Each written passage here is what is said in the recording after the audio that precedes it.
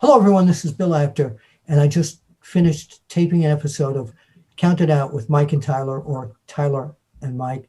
They're brilliant hosts. You've got to listen, you've got to see. Count It Out. Yeah, I endorse it. They've got the After Chat seal of approval. Hi, you folks out there on the mountain. And you're watching Count It Out with Mike and Tyler. Stay tuned.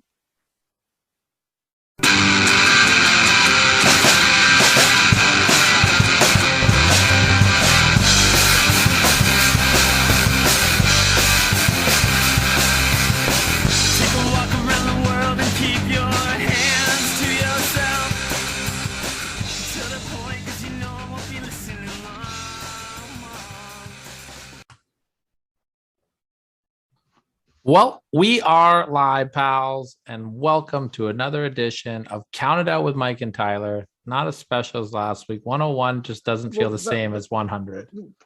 Stop it. All right, This wait. is not Counted Out with Mike and Tyler. First of all, you forgot something big. No, you're not allowed to talk until I go. The I am Bill allowed After to seal. No, you are not allowed to talk until I get my I am gimmick allowed in. to talk, but you didn't get it in. You always say it first, and you missed it this week. You're Well, off your game. I want to throw you for a curveball here. Now I got to do the whole thing all over again because I'm But I've obsessive had this- compulsive. but I've had this We are live, pals. Welcome to the Bill After seal of approved Count It Out with Mike and Tyler. My name is Nope. Tyler.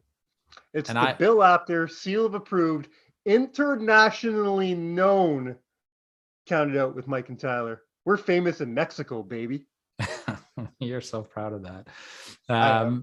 Big episode last week. If you guys haven't checked it out, the 100th episode, we want to say thank you to everybody that took some time to send a message to us for that. I want to send a special thank you to Jonah for all the wonderful help that he was during this whole time. And of course, a big thank you to TJ Wilson, Tyson Kidd.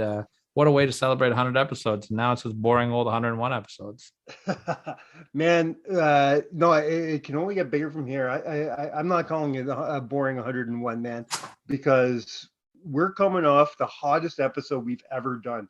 The biggest numbers we've ever done. The biggest reach we've ever done. We got picked up by no less than 20 publications in the last week. Yeah, it was really cool. Very exciting stuff. Very exciting. Very, very cool. Our numbers are record high. People are actually listening. The one thing I will say that I will request, and I'm trying not, I'm not sounding, I don't want to be too needy here, but to all the people that are listening to us for the first time, maybe, or if you just haven't gotten around to do it, do us a big favor. If you're watching on YouTube right now, go down, hit that little subscribe button. It's 2 seconds for you, but it means everything to us. Everything we want to do with this show in the future, be it, make it bigger, monetize, no matter what, everything we want to do kind of relies on those subscriptions. So go down, hit that little bell, and do us a big favor there. And if you do hit that little bell, then next week you'll be notified for our next guest that we are going to have. Mm-hmm. We are going to be joined by the man that you heard at the top of the show. He always gets his man. He is the Mountie, Jacques Rougeau. I had a chance to sit down with Mr. Rougeau last week. Amazing stuff that he's doing. Great conversation with them. And we're going to talk all about the Jacques Rougeau Wrestling Academy in great detail next week, which I'm really excited for. Man, spoiler alert, I had to miss out on this one. And this time it's not really my fault. It's just it's just a weird situation. Tyler is very used to me not working Friday mornings. So when Mr. Rougeau asked what time, he gave Tyler some time, and Tyler said, "You know what? Friday morning's perfect because me and Mike are." That's when we did TJ, for Christ's sake, on a Friday morning. It all worked out. But when he called me and told me, "Hey, dude, we're doing Jacques Rougeau on Friday morning," I laughed and said, "I work." Wah, So, wah wah. Well, And this one we'll have to get him back because I've always admired the Rougeau family. I've told the stories on this show before about how the very first, maybe not the first, but definitely the hardest bump I ever took was in Jacques Rougeau's wrestling ring in Montreal. So it would have been cool for me to tell him that story, but hopefully I'll get a chance. But I'm looking forward to this interview. I haven't heard it yet, but I'm really looking forward to hearing it from you. Well, if you guys want a little bit of a teaser for this interview, head over to our YouTube page at Countout7, and you can check out a little clip of him talking about his big match with Hulk Hogan in the Montreal Forum. Little teaser I'm putting out there for you guys. Beautiful.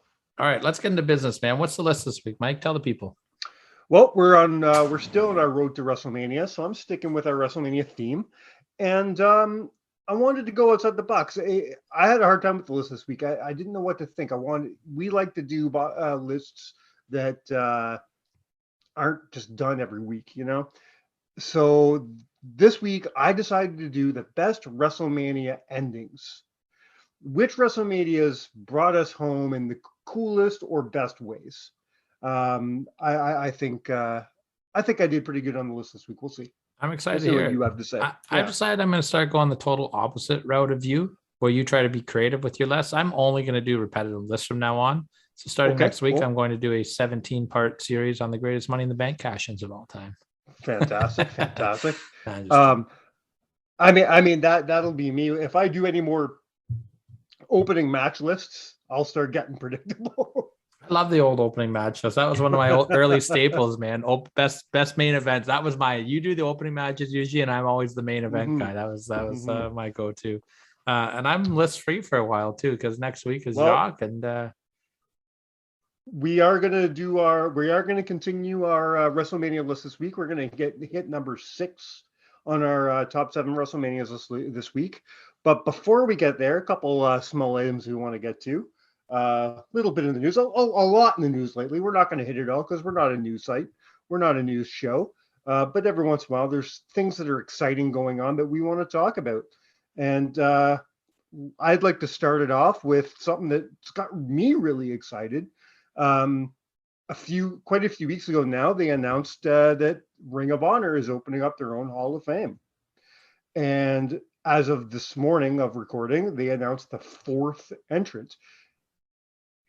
I'm going to list the entrance in a minute, but man, is this possibly the biggest first-class Hall of Fame in history? Like, this is nuts.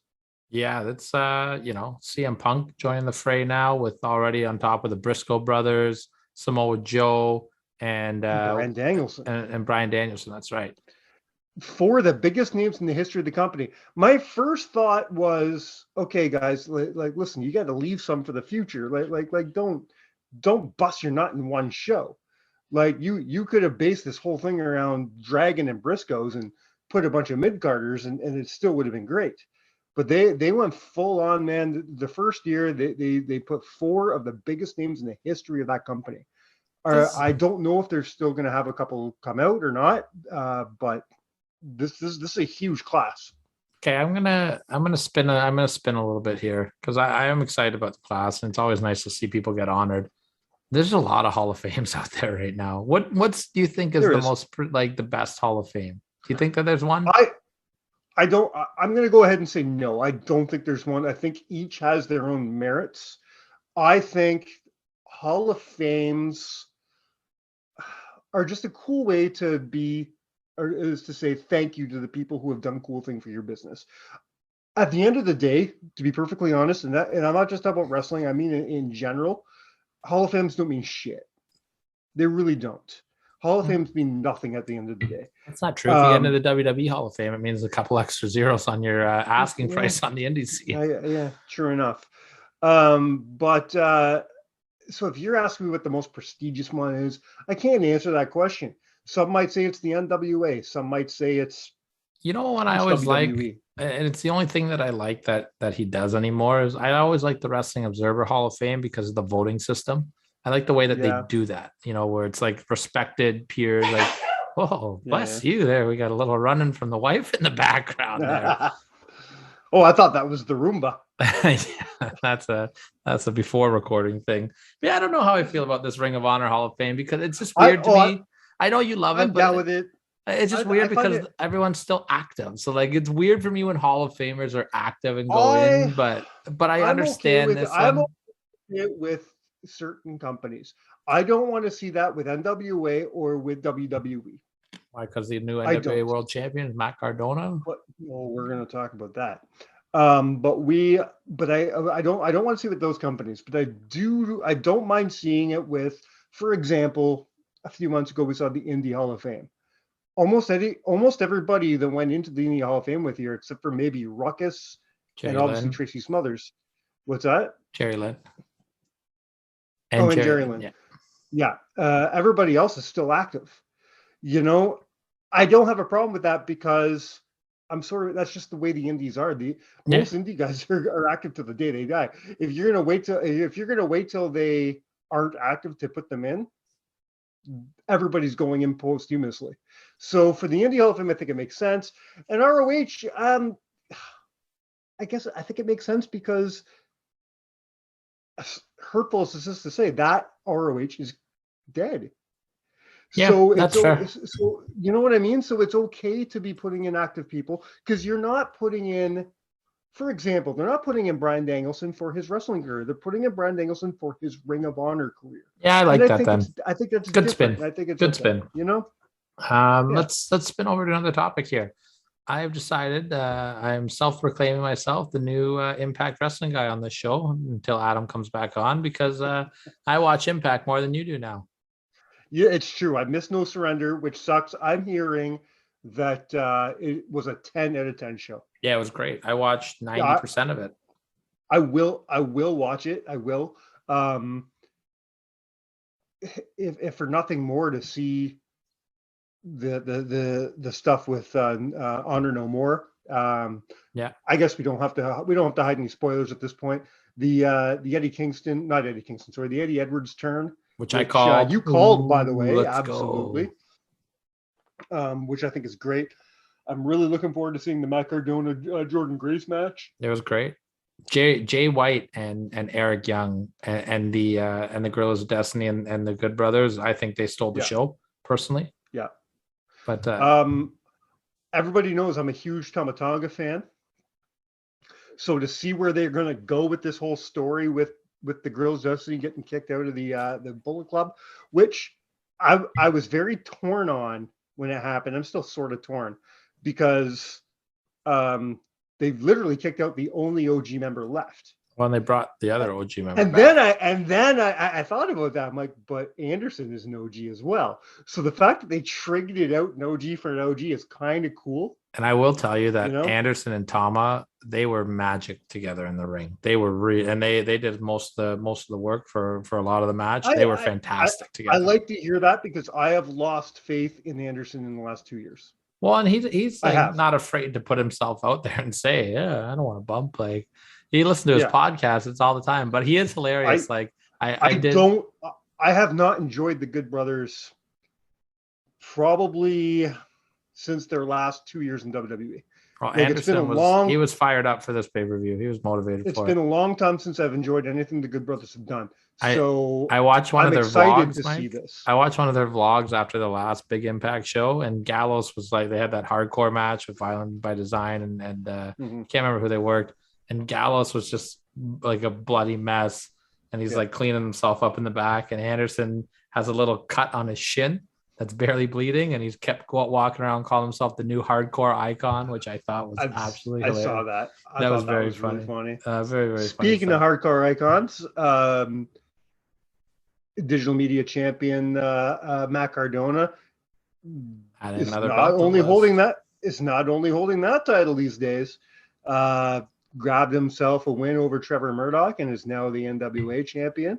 We'll be going on to the Crockett Cup to face Nick Aldis. Yeah, and we're going to talk about the Crockett Cup more next week, I think. Yeah, we are. They just announced the brackets today, as of recording. I'm excited about it, but I'm only familiar with about half the teams. You're familiar with less than that.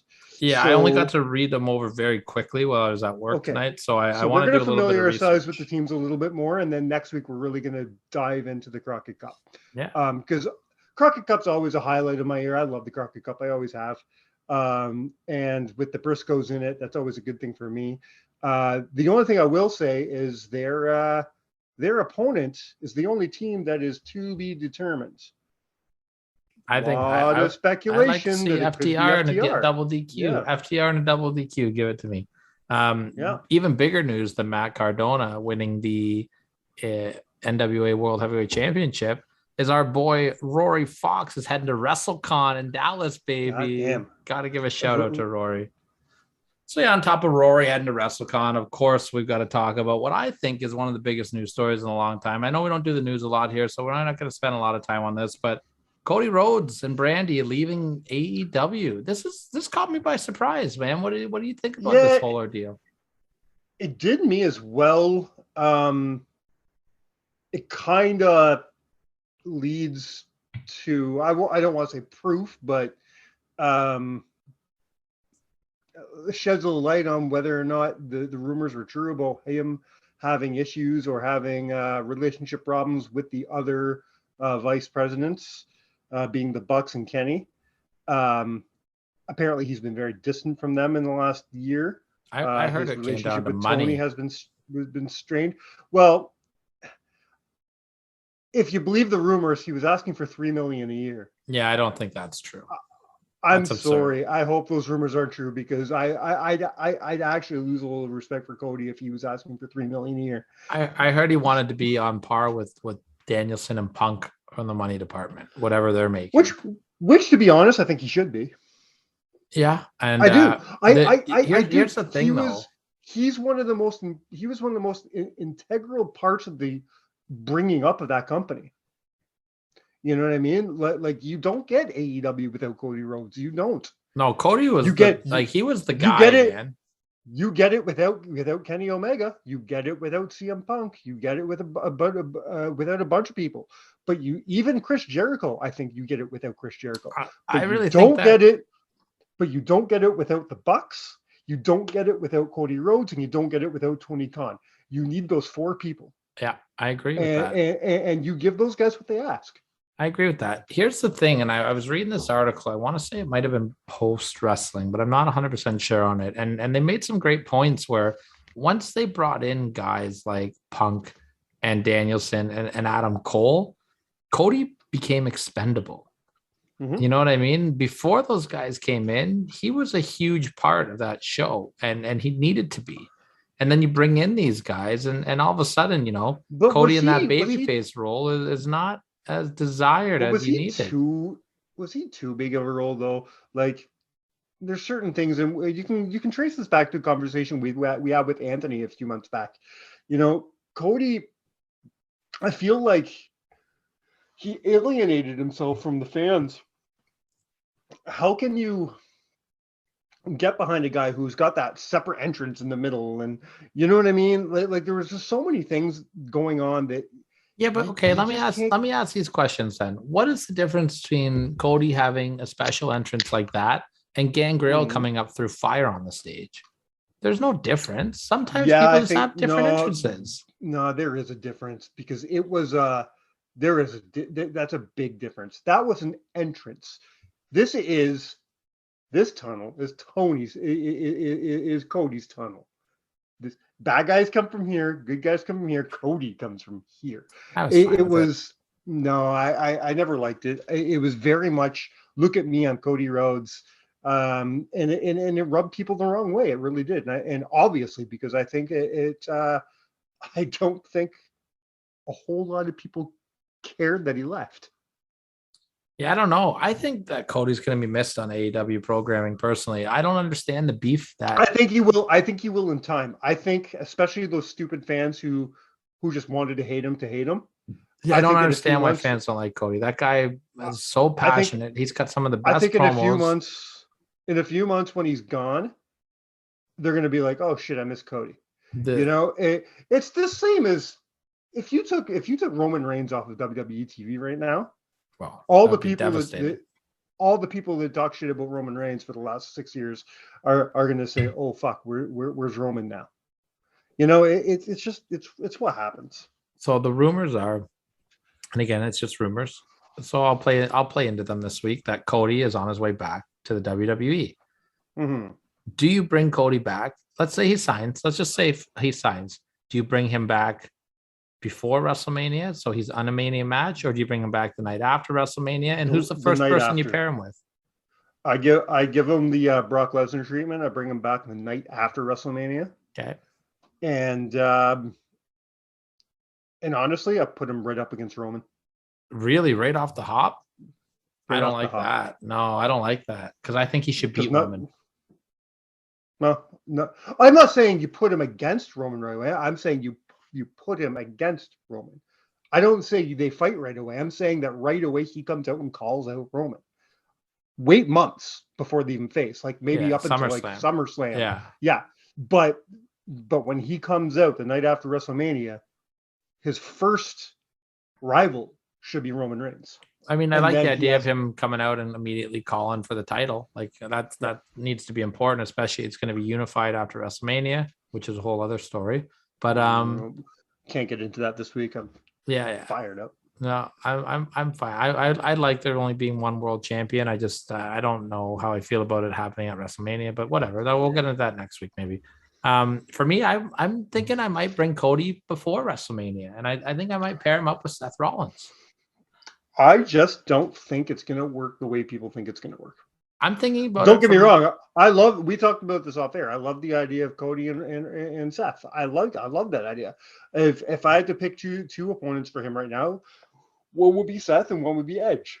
Yeah, Randy Orton would be on my list as well. Randy's if you're gonna debut him after WrestleMania, I say Randy's the guy to do it against. Even WrestleMania. I think Randy and Riddle. I'd like to see Randy and Riddle at Mania this year. Yeah, but just because of the history Cody and Randy have, you know. Yeah, true. Legacy and all that. I think that would be great. Yeah. To me though, I'm looking at I just don't think it's going to be the big deal everybody thinks it is. I think it's going to be a bigger deal than people think it is. I think this is a big coup for the WWE to get a guy like Cody. No, but from a morale standpoint and from that's not how the fans are going to. The fans, like some fans might be like, okay, here he comes. That's not how WWE is going to present it. They're more petty than that. So he was never more than a mid-card player on their program. He goes over, he gets big, he comes back. It's happened how many more times? John Morrison leaves, becomes a big-time player in every promotion he's in.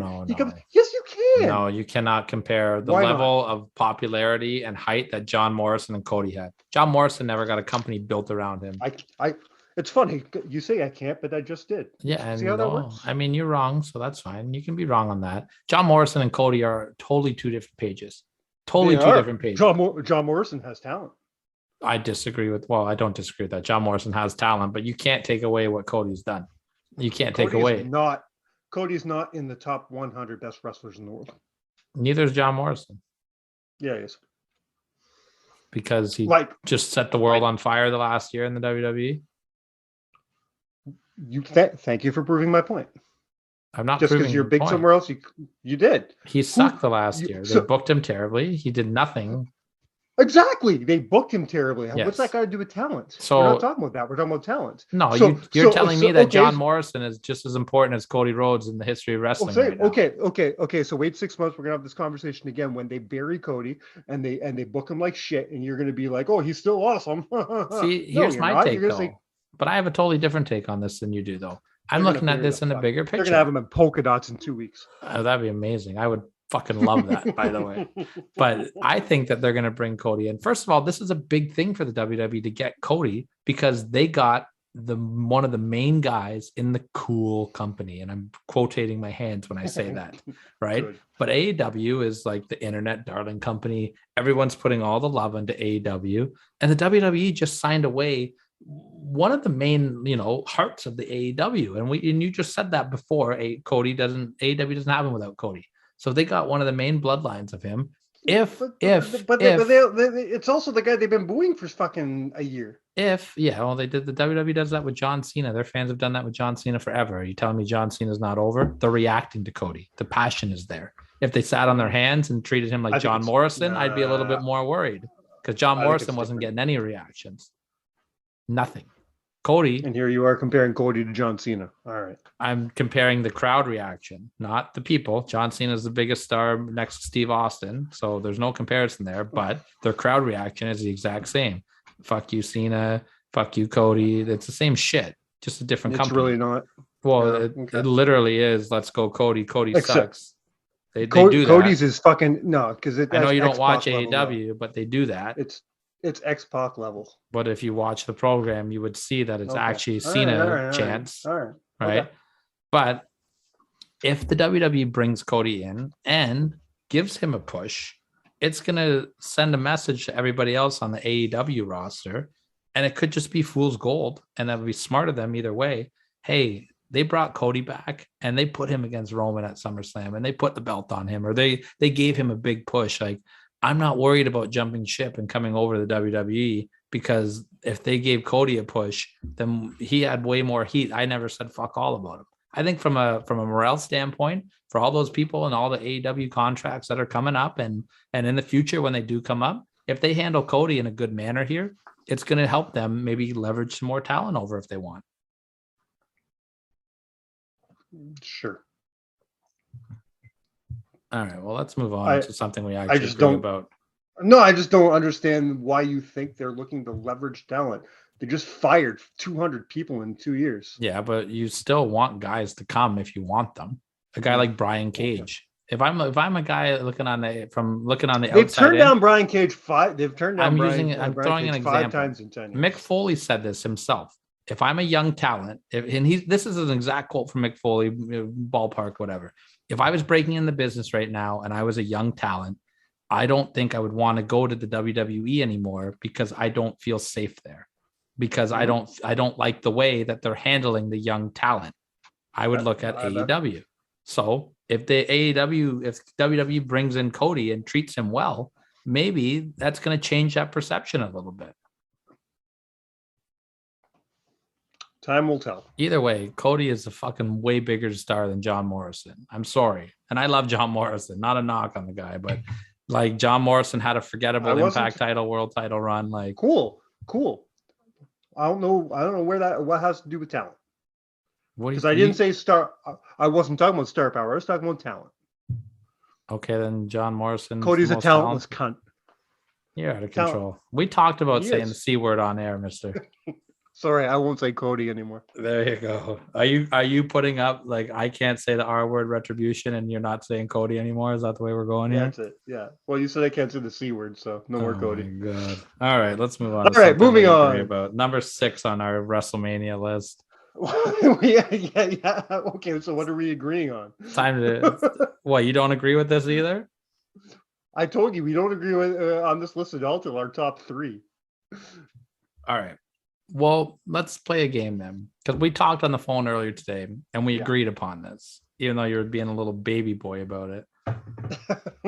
You pick what it is. I picked WrestleMania 8. Yeah, which you were baby boy about. Well, that's because I'm right. I wish we got no feedback on that either. I'm gonna put a poll I need to hear about people complimenting me. Oh, you had it right the first time. You finally got something right on this show, Mike. I'm choosing WrestleMania 8. Yeah, over 23. You know what? 24. I'm busting your balls. I feel good about our number 6. I like the placement of our number 6. Me too. Why don't you tell the people what it is while I fill up my drink, because this is what you drive me to. Our number 6 is where it all began. Again. Hey, good. At WrestleMania 20. All right, let me pull up my notes and not be mad at you anymore. This match, let's start breaking down the show right away. How fun this show was, because it started fun. It started with one of my favorite WrestleMania openers ever. Yeah, and I mean that. John Cena. Think about this, man. John Cena versus Big Show at WrestleMania 20. John Cena is not on WrestleMania 19. Okay, that's not true. He was on Heat doing a battle rap against cardboard cutouts. All right, like I said, and then he's on WrestleMania 20 facing Big Show for the United States Championship, and then 1 year later at 21, look what he's doing. Cena was hot. I mean? He was hot at this point, though. 100%. He comes out. He's still the Doctor of Thugonomics. He's going after what I believe was his very first title. Yep, U.S. title. Yeah. Yeah, and Big Show was still, I'd say, in his prime at this point. Big Show was doing good here. He had a good run with the U.S. title. He beat Eddie Guerrero for it. He had a nice little run from October to here. They were booking him dominant again, which I really liked. Cena, though, this is when he was like in his prime of doing his raps. he was like the internet darling back at this time period, if there was an internet darling, because it was many, many years ago before the internet is what it is now. But if we had Twitter back then, it would, John Cena, hashtag Thongonomics. Wow, you can't see me. People love John Cena, including myself. I thought he was fantastic here. Me too. The only thing I didn't like about this card was the two tag team matches. Thought it was a little silly. Thank you. I'm with you. You know what? I'm not going to agree with you 100%. I didn't mind the Evolution Rock and Sock. It was. No, I'm not talking about that. I love that match. I'm talking about the tag title matches. They did the two fatal four ways for the Raw and SmackDown titles. You're right. Okay. Sorry. I agree with you. This first one we're going to talk about, it did nothing for me. I was never a fan of the team of Booker T and Rob Van Dam. No, neither was I. I found them awkward. I didn't like them as a team. And for them to come in as champions and leave as champions just didn't make sense to me. Mm-hmm. I'm with you there. Chris Jericho versus Christian. This was awesome. What can we say about that? Great heel turn by Trish Stratus. Could have won another 5 minutes, but it's right. Fine. Cut out if you cut out the SmackDown tag team title match, there's your 5 minutes. Yeah. Right? There you go. Like I said, the Evolution versus the Rock and Sock Connection. I love this match. Fun as fuck. Yeah. Very fun. Yeah. Tori Wilson and Sable. You know what? I'm fine with this being on the card. Jackie and Keebler. I'm fine with this here. Yeah, nice buffer match, and they had to promote Playboy. Just remember what year it was, and go with it. It's the Playboy evening gown match, and Sable and Tori had legitimately were the Playboy cover models that month, so it made sense from a promotional standpoint, right? And it's a good buffer. This is the only match I would have changed on the card. The Cruiserweight. Yeah, I love the Cruiserweight Open. How would you change it? I would have done a one-on-one match between Rey Mysterio and Ultimo Dragon. Okay. Sorry, I know. I love me some Kidman and Chavo and Tajiri, but okay, but what do you do with Chavo? Was the champ? So I would have had Rey beat him the month before. I would have had Rey keep the belt. Sorry, Chavo won the belt month before. Okay. I just think Rey and Ultimo Dragon and for at WrestleMania. Then let's at least make it a triple threat match. I know the main event's a triple threat, but give me those guys one-on-one. But we've seen it. I got to give the rub. Not to Chavo, WWE. I got to give Chavo that WrestleMania rub here. I got it. I mean, I love Chavo, and I'm happy he went over in this match. But to me, this is WrestleMania 20. The bigger match is Rey and Ultimo. Either that, or let Chavo go face somebody else instead of the next match, because nobody needs Goldberg versus Lesnar. I mean, why don't you put Chavo and put Chavo and Kidman on the whatever, right? And instead of the Raw title match.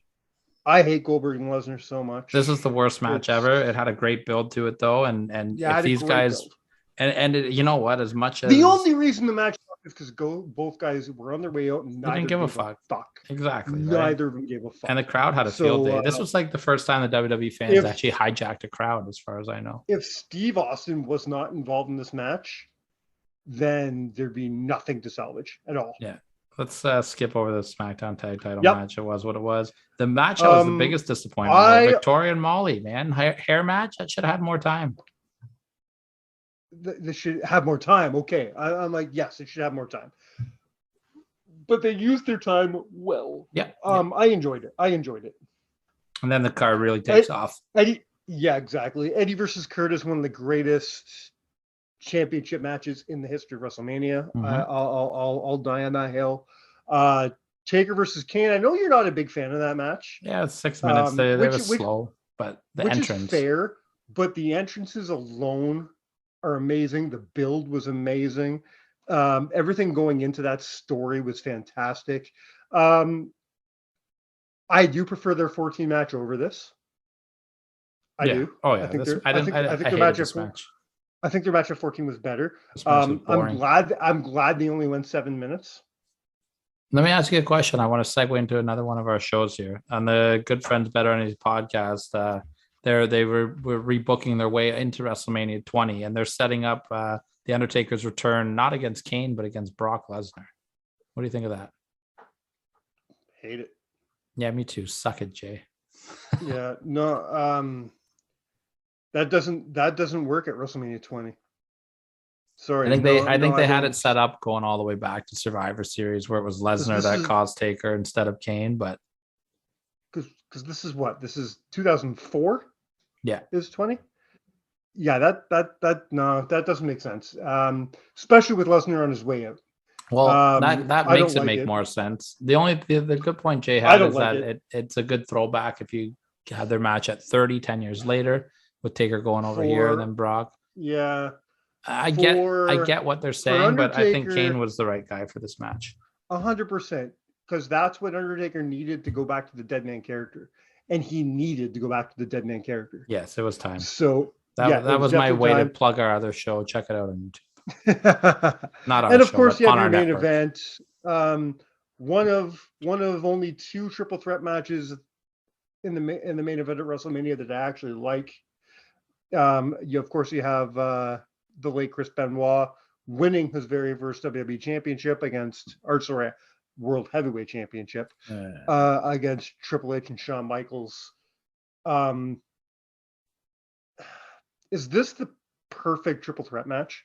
Yeah, this is probably the best triple threat match of all time. I think it might be. Second. Which one? Their match at Backlash. Yeah, was another better. good triple threat match was at Vengeance, Kurt Angle, Brock Lesnar, and Big Show. I think they had a really good. Too. Or no, it was King of the Ring as well. Kurt Angle, Rock, and Taker had a good one as well. I don't know, it wasn't King of the Ring, Vengeance. It was Vengeance, sorry. But yeah, there's been a couple good triple threat matches. WrestleMania 30 had a good triple threat match, but this is one of the best triple threat matches of all time. And and I'm sure it's a moment we're going to talk about in a couple we minutes. might be talking about it later, so we're not going to delve into it too much. Who knows? So that's our number 6. So number 7 was WrestleMania 8. WrestleMania. Number 7, WrestleMania 8, and number 6, WrestleMania 20. Who knows what number 5 will be? Who knows if we can agree on a number 5? Look at you, got your notes out. It's terrifying. I think it's this time, man. What do you think? I'm still so torn on this. Oh, you're still booking on the fly, eh? I got number 7 syndrome. It's the worst. It is the worst. Hopefully I do it right. All right, we ready to go? Hit me up, man. Number 7. What's the list? Remind everybody. This is the top 7 WrestleMania endings. So the best. It could be the way the match ends. It could be the moment after the match. It could be a promo. It could be the finish. As long as you're leaving WrestleMania with that holy shit moment, it could make this list. Question for you: is WrestleMania 24's holy shit moment of the fireworks shooting into the crowd while the Undertaker was is that the wrong kind of holy shit that we're going for? Wrong kind of holy shit. Okay. Yeah, I just had to make sure. Yeah. Just like WrestleMania 11, Lawrence Taylor jumping out of the ring and having sex with a 14-year-old. Wrong kind of holy shit moment. Wrong kind of holy shit moment. I know you love Lawrence Taylor. Number 7. Number 7, we literally just talked about. We're going to WrestleMania 20. You're starting with this? I'm starting with this. You better. That's how big of a list this is like number 3, man. I know. This is a hard list. This was hard for me. It really was. But I'm switching 5, 6, and 7 get switched so much. But this is stressful. Yeah, I'm starting with it. Let's talk about it, and then we'll move on. Chris Benoit. So Eddie Guerrero retains his championship earlier in the night. Mm-hmm. In one of my favorite WrestleMania finishes of all time, by the way. Oh, I love that. The fucking boot thing. Yeah. Come on. And then of course Eddie Guerrero or Chris Benoit very famously makes Triple H tap out in the main event, and then Eddie comes out and they embrace and the confetti is falling down. It's one of the greatest moments in WrestleMania history. Yeah, this for me, especially on a personal level, because Chris Benoit was my guy from 1995 when I first saw him in WCW until the tragedy that happened, and then of course he wasn't my guy anymore because he couldn't be. But I just loved him so much. He was my favorite wrestler of all time. Also my yeah. And then of course Eddie, the history they have together, and how can you not love Eddie? And especially coming off No Way Out the month before that. And if you don't know how emotional that match was, and hit up Classic Match Classroom, because we just did Brock and Eddie. Oh man. And these guys are lifelong best friends, and they've traveled the roads together: Japan, Mexico, United States, ECW, WCW, WWE, and then it's WrestleMania, but not just WrestleMania. The WrestleMania 20 in Madison Square Garden, and they are both married each other. They're both holding the two most important titles in wrestling at that time. Yeah, absolutely. And they have this moment together. Oh man. Number 7, Mike. You better sell me, buddy. It must have been a really good redemption moment for Benoit, because the last time he held the big gold in his hands, he didn't want it. He gave it away. You know what I mean? Like he's in WCW, and he told him, I'm leaving. I don't want your title. And they made him win it. They made him win it. You know, the whole thing with Sid, like he was not happy with the company. So this must be a great feeling of redemption. I finally have this title back, and this time it feels right. Yeah. Well, I mean, WrestleMania 22, right? And 6th greatest WrestleMania of all time. And I don't give a shit what anybody says. He beat 2 of the greatest performers in WrestleMania history to do it. Say what you want about Triple H burying people. Well, he made that motherfucker tap that night. As many people as Triple H has buried, he's put over just as many. And Triple H helped Chris Benoit in a big way that night. Huge. And Sean helped him the next month when he tapped out to the sharpshooter. Exactly. Better match, by the way. Yeah, great match. My number 6, we're going to WrestleMania 31 with Seth Rollins cashing in the very end of the match. What is this? Is like number 1, man. It's not. Oh, I'm sorry. I'm sorry. Let me check my notes here. Does it say Tyler's list? No, it doesn't. Okay, cool. Good. This is one of the best endings to a WrestleMania of all time. 100%. It's the 6th best ending to WrestleMania of all time. This is like a top 2, man. Well, just shut the fuck up and the fact that I know, and fucking WrestleMania 8 again is just pissing me off this week. The fact that I know that you put the Ultimate Warrior's Return over this, I can fight you and like give you to you over the Benoit one.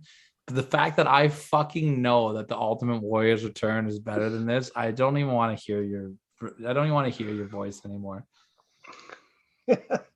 Talk about the moment. Why was this moment so special? This was a fantastic WrestleMania moment. You're in the middle of an amazing main event at WrestleMania. And it was. One of the best WrestleManias of all time. People went into that match, fucking Roman and Brock. This was before people really hated Roman, though. People were kind of into Roman at this. This was like the beginning of it, right? And people were getting sick of Brock already.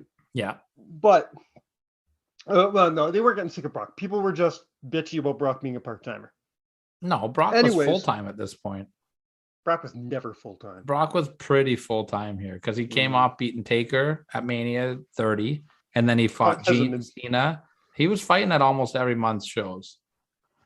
Anyways, it was a great match. It really was. It's gotten very physical, very violent at the end. I mean, by WrestleMania 31, you're not seeing blood very often. Brock Hardway. These guys are bloody. These guys are bloodied up, man. And they've gone hard. They've gone hard.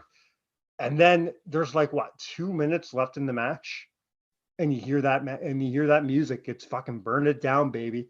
And here he comes. Here comes Seth Rollins. And what I love about this is it became too cliche after a while to let the match end and then have a cash in. Rollins did what I'm pretty sure hadn't been done yet. He comes in and he makes it a triple threat. Yeah. Fucking phenomenal. Yeah.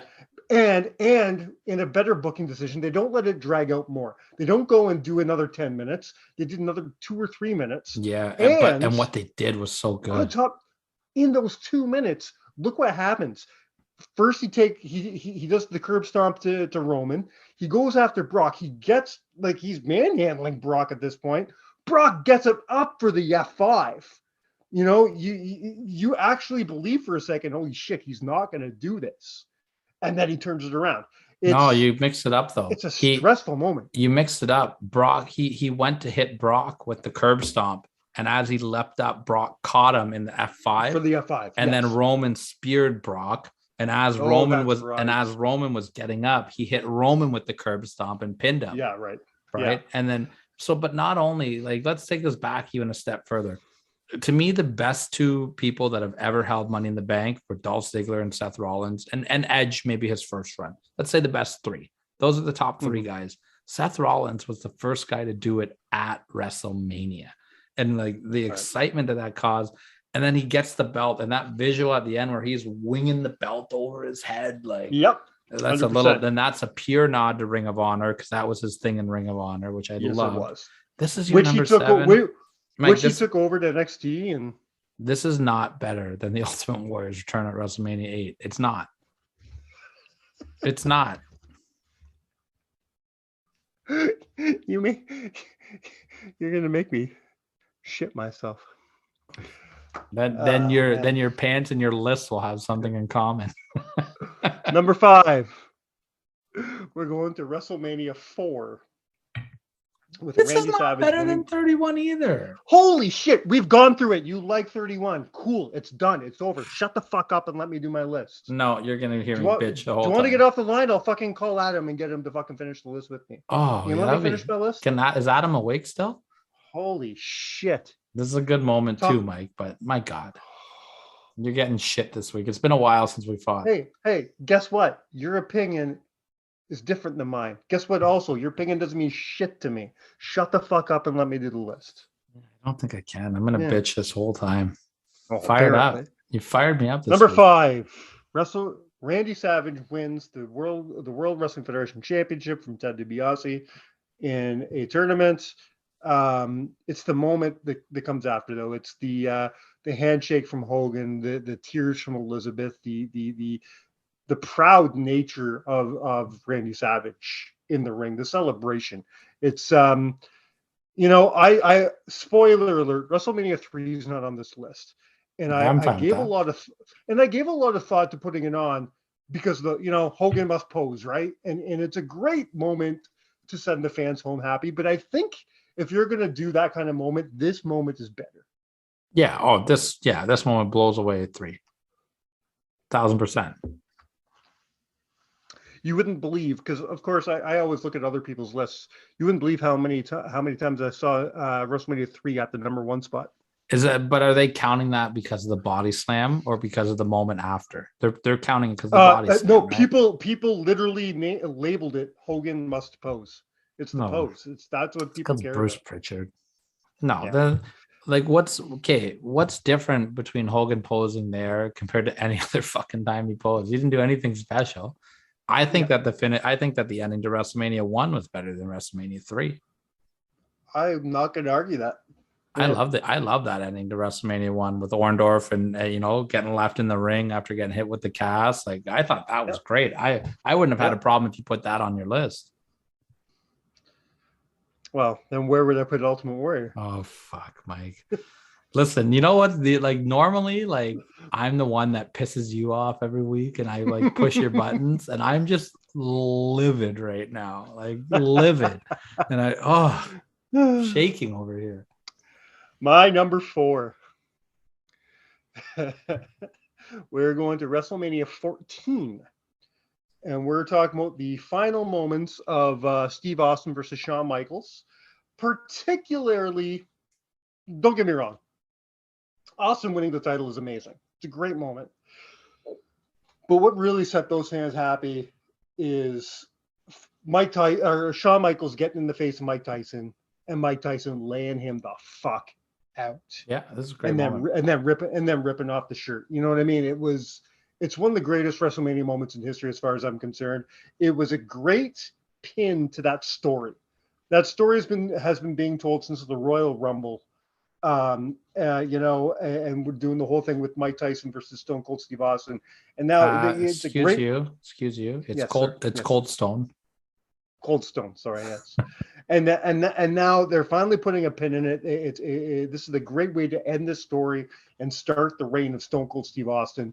It's also a great way to say goodbye to Shawn Michaels. Yep. You know what I mean? Because Shawn is not the Shawn Michaels of 2006, 7, 8, 9, 10. He's not that. He's not your hero. He's not the good guy. He's a piece of shit. Sean's retirement match almost came in the back with a tape fist Taker. I know.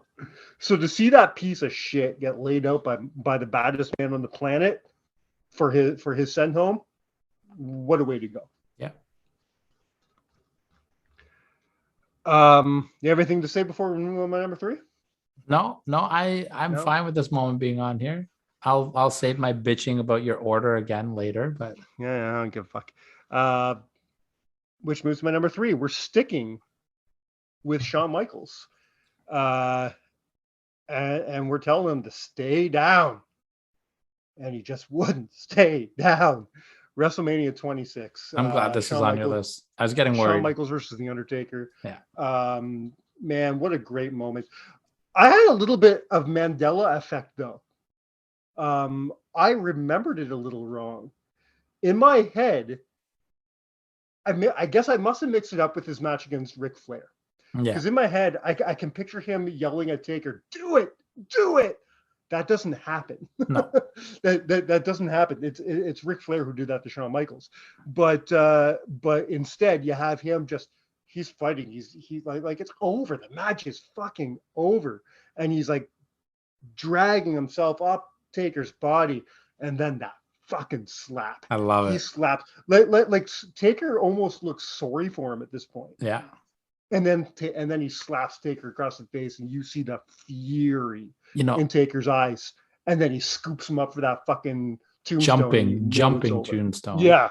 I like which how he doesn't do anymore. Because you mentioned the Flair match there, and it's like Shawn had that moment of like, fuck, I don't want to do this. And Taker was showing that same moment to Shawn.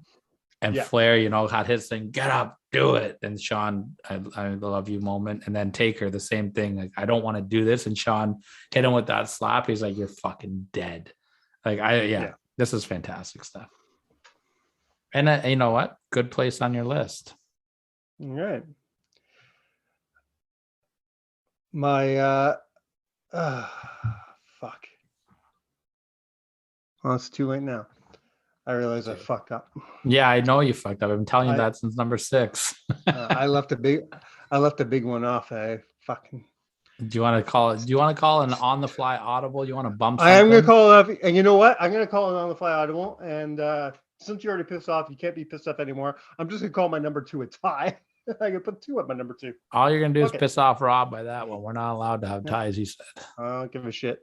Rob, for the record, Mike doesn't give a shit about anything this week. Okay. No, I don't. And if you text him and complain, he'll tell you to shut the fuck up. It's his list. I mean, you're not wrong. It's my list. All right. Part 1 of my number 2, part 2 of a tie is the Miracle on Bourbon Street, man. Daniel Bryan, the Wrestlemania. Yeah, I mean, this was almost my number 1. It really was, but it kind of fell back. But what a great moment. We've obviously discussed this a lot in the past few weeks with my new love for WrestleMania 30, and how much I do. You disagree, and that's fine. How much I love this build and how much I love these matches. I love WrestleMania 30. It's one of my favorite WrestleMania experiences I've had. The end of it was just perfect. The fans finally felt vindicated. The fans finally felt like they were given something that they wanted. And Daniel Bryan got something that he fucking deserved. And we felt that night. Yeah, man. Daniel Bryan was my next Chris Benoit. You know what I mean? I was with Daniel Bryan since I really got into him. I always liked him, but I really got into him when he won the Ring of Honor world title. Yeah. And to watch him go from being the Ring of Honor champion to the WWE champion at WrestleMania. What a trip. And what a great moment. He had the beautiful moment with Connor in the front row as well. Connor's cure, which I love. Yeah. You hear him, he's the poor guy. who has fought 2 matches that night, just finished an amazing match in the triple threat main event.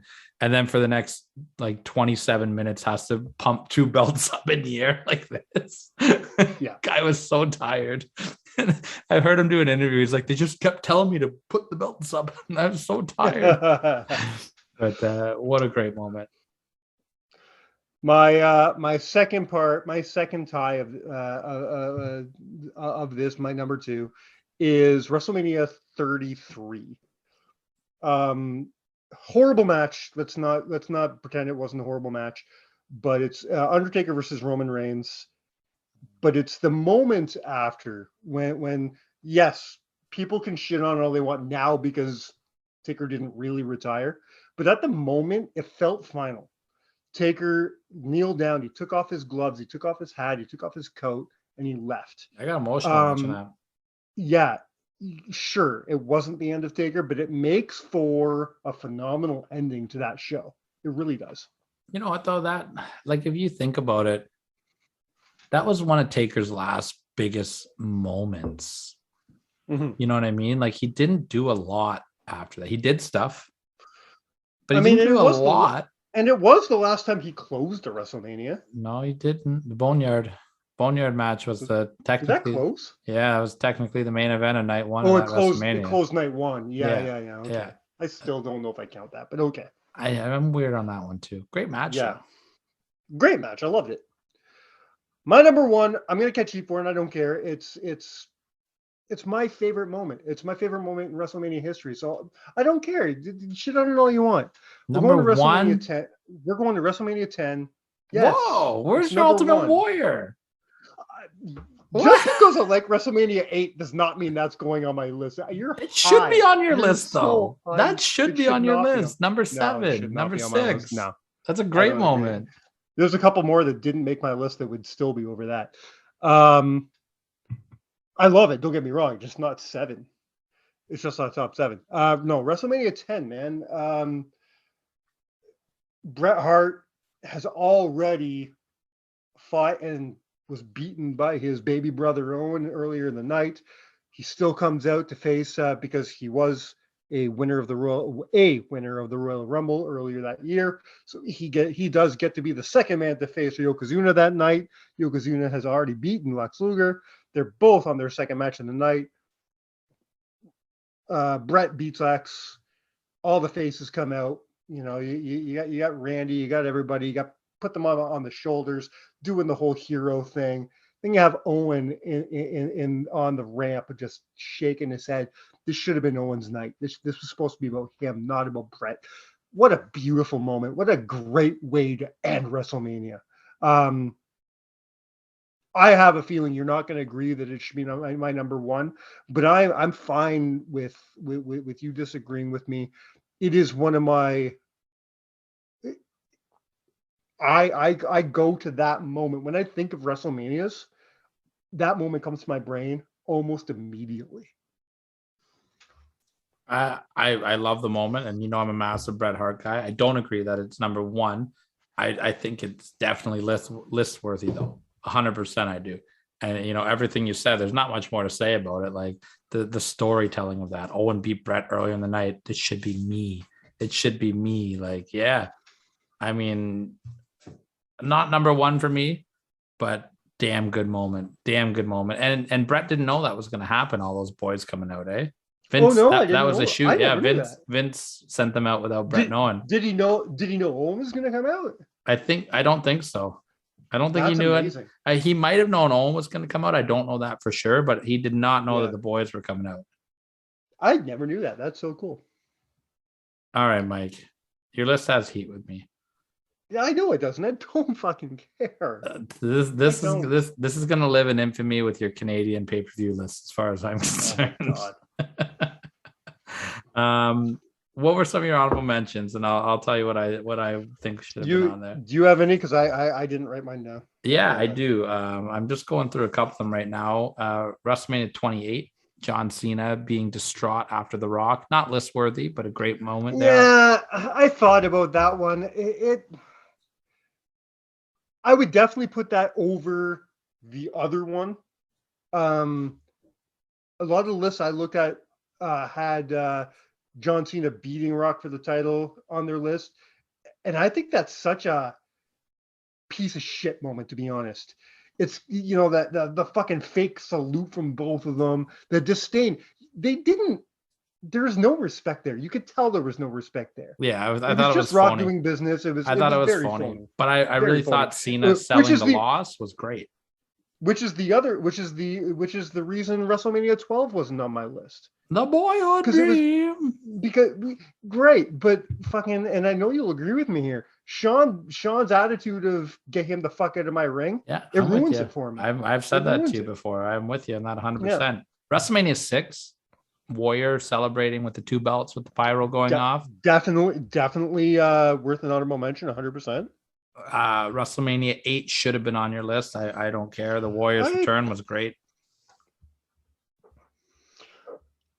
I mean, I don't agree, but okay. WrestleMania 9, honorable mention, Hogan's shocking thing. I actually really like. So really well, like okay. that. So I just gave you not even 7. I gave you 8. What do you take off my list completely to make room for WrestleMania 8? 7 was okay. Hang on. I got to go over your list in my head. So you did WrestleMania 20 was your 7. You did 31 was your 6. Mm-hmm. I was too angry to listen to your 5. What was it? That's WrestleMania 4. WrestleMania 4. I would yank off your list. Really? What was next? There was Shawn Taker, right? Yeah. So Shawn and Austin. I would probably take that off your list as well. You would take Shawn and Austin off my list? I would. Wow. I would. I think I would. Then you did Taker and the Taker moment with Roman, right? Yeah. That was 30. What was that? 32? That was 33, wasn't it? 33. And then you 33, I did think. 26. And then I did WrestleMania 30 with Bryan Danielson. 30. Yeah. And then what was the tie with that as well? There was a tie there, wasn't there? Taker. Yeah. Taker. Oh, those were the ties. Sorry. And then you did 36. Sean. Yeah. Okay. Yeah. And then your number 1 was Brett at 10. 10. Yeah, I think I'm knocking 4 and 14 off, and I think I'm putting 8 on your list for sure. I might put 8 and 9 on, to be honest. Yeah, I knew you were going to bring up 9. I just think 9 was 9 is I know very people infamous, but that's one of the most shocking WrestleMania endings of all time. It might not be for the right reasons. A lot of people hated that Hogan went over, but man, like that was so wild. Like all of a sudden, Hulk Hogan, who wasn't even in the WrestleMania main event, is your world champion. I'd make a case for 9, but I would also keep both 30 and 33 on there. So I would knock off 4 and 14. So after everything, are you still saying that Seth at 31 is the number 1 moment? Yeah. I think so. Really? I think so. I think that the excitement that caused, I would rival Seth. I suppose maybe I was going after emotion more, especially if you look at my top 4. I think I was going after emotion more than excitement, and that's what WrestleMania does to me. If WrestleMania can evoke that emotion from me, it means more. An emotion. WrestleMania 31 was exciting. But I was never invested. I'm not like I'm a Seth fan now, but at that point in time, I didn't really care about Seth Rollins. So it wasn't like, oh my God, he won. It wasn't that moment for me. It was like, holy shit, that was cool. That's all it was for me. To me, it was number 7 at best, or number 6 at best. I mean, you gotta have like I would have changed a couple things. I would have definitely changed your order around. You got the bread and butter of the list. I will give you that, but I'm going to tell you, man, not my favorite list that you put together, as I've made painfully clear throughout the whole thing. For about 2 months, I've been looking for a fight with you, and you haven't given it to me. It's been a while. Well, because you haven't fucked up a lot lately. So it's you about goddamn time. You finally fucked up a little bit, and I got to give you the gears. And I was fired up from a long night of work, and you just got it. The Bengals lost. I'm still upset about that. You know? You got to bring that shit up. Yeah, You set me up for heartbreak, by the way.